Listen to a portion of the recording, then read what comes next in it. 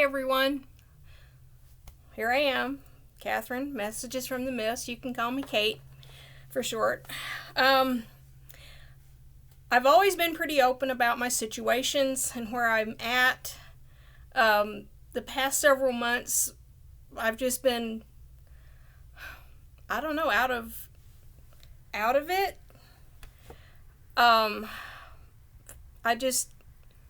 I don't know, I just kind of went in myself, and we do that sometimes when things are kind of too much, maybe. That's a good way to put it. I left Texas. April will be a year that I've been here in Colorado. It has its good and its bad. The good is that when my son and his lady had a baby, I got to be there to hold a brand new baby. I get to go see her. So that's something actually. I'm still living in a motel room. I think you can see indications of that. But I didn't hide when I lived in a camper, did I? I was pretty open about that.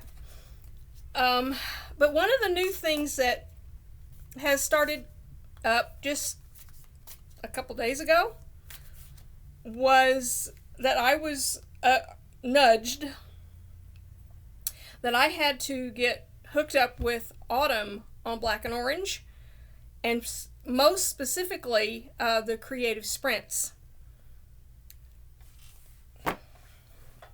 Because it is finally time to begin to write the book.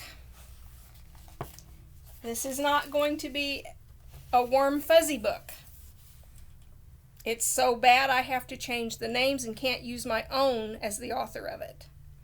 Luckily, the people that I'm worried about don't follow me here. I'm a tarot reader. They're. So, but that's okay. Even if they do, maybe they do, and I don't know about it. I've not asked. I've got my list of what their aliases are going to be, and I have single side because I don't want the ink to bleed over into the pages. Where am I at? I'm at 20 or 21 notebook sheets. 22. I've started on page 22 of outlining the stories. I kind of skipped over certain parts of childhood, but I've made notes.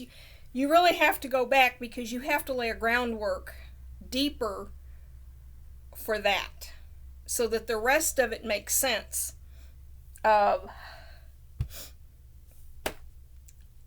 I have come a long way, baby. I really have. I truly have. This is kind of a mommy dearest story, basically. Throw in a stepdad and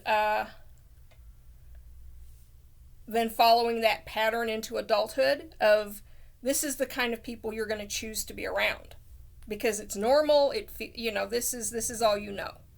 So you're just going to continue that pattern to your own destruction. And I'm still here. I just turned 63 on the 11th. I'm still here. You didn't win. You were never going to win. Yeah, I'm speaking directly to certain people because they're still on this earth. My story isn't over yet. One of the things about this book is that there's a part of it that can't be written yet because it hasn't happened yet. But I have enough knowing about how good it's going to be that by the time I am to that point, I can add that last chapter and put the they lived happily ever after onto it. So I've got a lot of writing to do.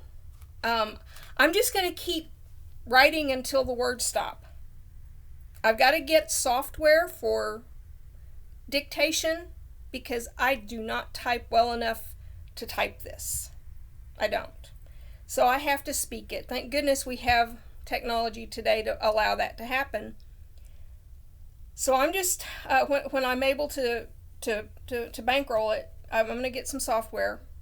I got me a little cute little HP laptop here, and I'm going to start putting this in words when it's outlined, when the outline is in order, when I've taken it apart and put it together, then I can start speaking it into the computer. I even bought a printer. I've never had a printer before, and it's just a little $39 Walmart printer, but it will do what I need it to do. And I can also print baby pictures with it and put them on the walls. Oh God, I love being grandma. But yeah, it's exciting. One day when this book is written, people will go, holy cow.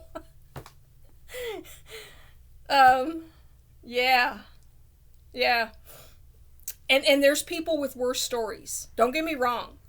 I've heard worse stories. I truly have. But just because your story isn't as traumatic as somebody else's doesn't lessen the impact your story had on you. You had to get through it. You had to wade through the crap. You had to go through the hurt, the dark nights of the soul. You had to deal with the betrayal. Your shit is still it's still yours. Genuinely. Doesn't, just because somebody else had it worse, doesn't mean that yours wasn't bad too. And I can, it's like, oh, but you should just forgive and move on and forget. No, I don't. No, I don't. And I'm not going to. And I'm going to tell you why. I lived for 4 years before I came here. I was within 10 miles of the people I grew up with. At least 2 of them. They had 5 opportunities to remember my birthday. The woman who gave birth to me couldn't bring herself to remember my birthday. Seriously. My sister couldn't remember my birthday. The last year that I lived in Texas, she had just come from Walmart and she had picked a random card off the shelf. She didn't even sign it. She just said, oh, yeah, it's your birthday. That's it. I'm like, okay. I had multiple times I went to the hospital. Do you think anybody brought me a casserole? No, they did not. Did they come over to check on me? No, they did not. Did they pick me up from the hospital or go see me? No, they did not.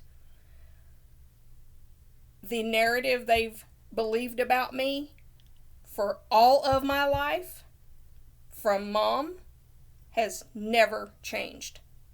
And they've met me. They've had a chance to see how I live up close and personal. They've met me. And they still believe the stuff from her. I've decided to go no contact, which is what you do with narcissists and their flying monkeys. You just simply walk away. You save yourself, because that's truly the only answer you have here. That's all you can do, and that's what I've done, and I do not apologize for that. I will not take it another day. And I'm going to write my story, and I'm hoping that I write well enough that somebody will publish it, because there's going to be, you're going to see it's possible to not let it destroy you. the abuse, the spousal abuse, the parental abuse, all of it. You can survive it. You're a hot mess for a minute, but you do survive it, and you can get over it. I'm not an alcoholic or a drug addict. I could be. I could be dead by suicide from all the things they've done to me. And it's a lot. It's a lot, and there's no excuse. There's no justification. It was a personal vendetta from that woman who gave birth to me. Literally, unapologetically, her agenda. I got into her energy one day. It was horrible. It was scary. The hatred that she feels towards me. And I have no idea why. Well, I do psychologically understand why, but it's like, because I'm a mother and I look at my children and they're grown adults now. And there's a part of you that still sees the baby you held. Am I wrong? You do. You still see it. You still see them that way. You still have that. I still have a protectiveness about them. It's like, don't you hurt my kid. Don't you dare. That will go badly for you. Well, anyway, we try not to throw thunderbolts and lightning and stuff. Anyway, I've written a lot since last night and this morning. The words, there's a lot of things I don't remember. There's like, I know that happened. I don't know why it happened. And I might not know, because sometimes it's Swiss cheese up there and things just are gone. Or there was such a bad thing that happened around it that everything went with it. That happens in trauma. So yeah, we're doing some therapy, but we're spilling the tea. But I am changing the names, and with some people, they're getting honorable mention because I refuse to go into more detail because they really didn't do anything wrong, but they're a part of the story. That's fair. But I still change their names too. And they'll realize that when this book gets out there. I have not read on anything for a minute. I realize that. I think a lot of it was I was following so many readers, and there's so many interpretations, and most of it's political readings, that I needed to clean the palette. I think that's a good way to put it, is I had to clean the palette, and the cards needed to talk to me in their own way, without me hearing other voices for a while. And I think that's why I've gone dark the way I did. And I did some, this deck of cards was in the box. I'd never fooled with them. And then when I picked them up, they really started talking. They had a lot of chatter. It's like, oh, that's neat. And then I treated myself to a store-bought deck of Lenormand. I just love my Lenormand. I don't know how to do a grand tableau, and I try. Oh gosh, I do. Where is it? I made a template so I could learn where the houses go. And I can kind of follow a little bit, but I am not Becca. Sorry. No one will ever be. But yeah, I'm trying, but it's so much fun.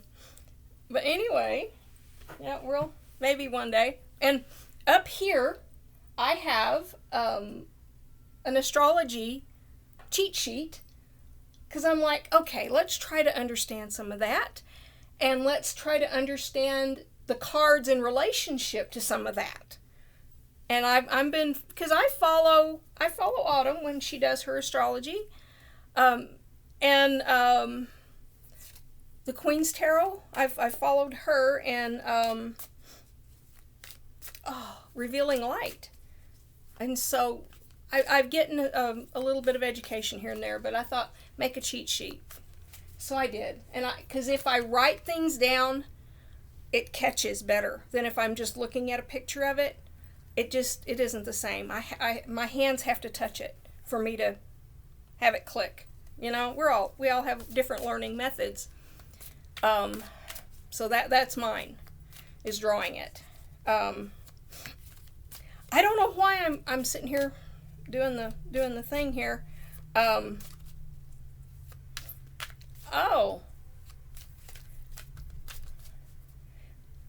Let's ask. Let's do this. Let's see what the cards say about. Make sure there's no. I got a candle burning over here. Okay. Will my book, I Survived It All, is the title, be published? Will I find a publisher? Will I find a publisher for this book? Will I find a publisher for this book? Will I find a publisher?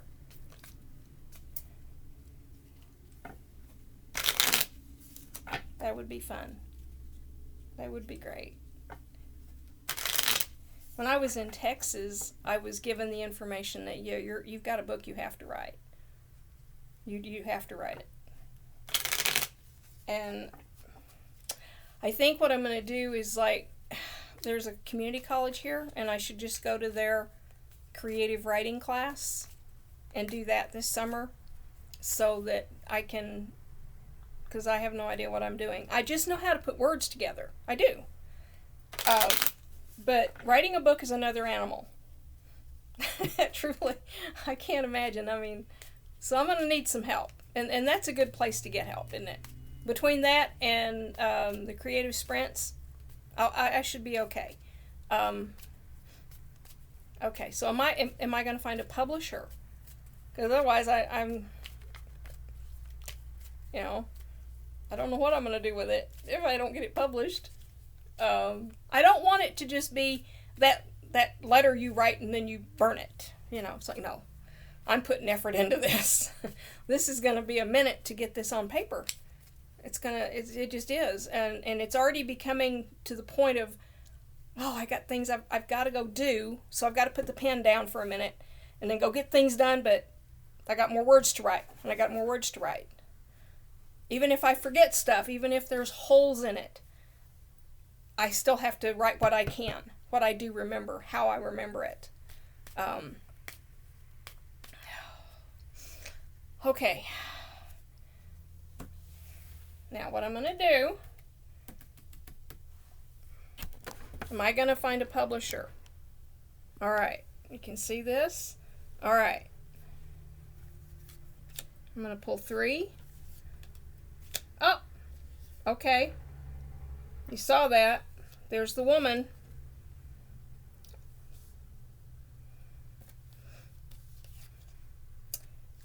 Okay. Stars. That's actually a yes. Birds communicate. Scythe is a no. So it ends with a no but starts with a yes, so is that a maybe?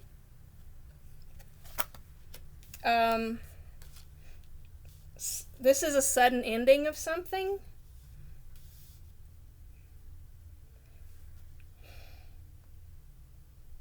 So I don't know. I think I'm going to kind of lean toward maybe. Am I going to have to self-publish this book? Is that what I'm going to have to do? And it gets a neutral. So, I don't know. I think there's a maybe there. I think it has a good possibility of it. Because I had not asked this question before. Because I literally only just started doing this book. But it does talk about the woman and her communication. So they heard me. They did hear me. So we'll see how this goes. The possibilities can change. Because it just does. Energies change. It depends on what happens. But I've only just begun this. I have to stick with it. Because if I don't stick with it, the answer will be no. Right? So, there's that. I'm going to... Okay, this is 20 minutes in. I'm going to put this on and just... Then as I get it loaded, I can come back and record a different thing with an actual reading. And just see what happens. And because I don't... There's some great people out there. You're doing the political reading. And when I do these following with you, I might get different cards, but I'm getting the same thing. And I've just always felt in my heart they're not getting away with it. None of them are getting away with this. Some of them are going to pay a dear price. They're going to pay more than the guy next to them, but they're not getting away scot-free either. You know, there's just no way that happens. But we have to stay on top of it, sure. But anyway, I'm going to get this on. Sorry that I was gone, and some of you probably gave up on me, and I'm probably going to be seeing new people. By the way, the original Messages from the Mist is lost to me because of a stolen cell phone, access to passwords and emails. If I ever get the police arrested that man, he's out on bond. Maybe when they're done pursuing this, I can get that phone back. That would be fantastic, which then I can get back maybe I can fix this. But right now, you're watching the new channel. I can only get in. I'm a subscriber to the old channel. And I go and I look at my videos and I save them to the computer because some of them involved the little dog that I memorialized because I'd had him for 11 years and he died. And so I'm saving those for sure. Even if I lose all the others that I did, fine. It's no big deal. But the ones about Trisket, I've saved those. Because I can't find all of the videos I did. I think maybe YouTube might have purged them or something because there was no one paying attention to the channel for a while. So I had to recreate it. The other channel was just called Messages from the Mist. This one I added Messages from the Mist Tarot. That was a smart move that I didn't add that to the other one. Anyway, all right. I appreciate you if you're here. I appreciate you that you've stuck with me for 24 minutes for just jibber jabber. Peace.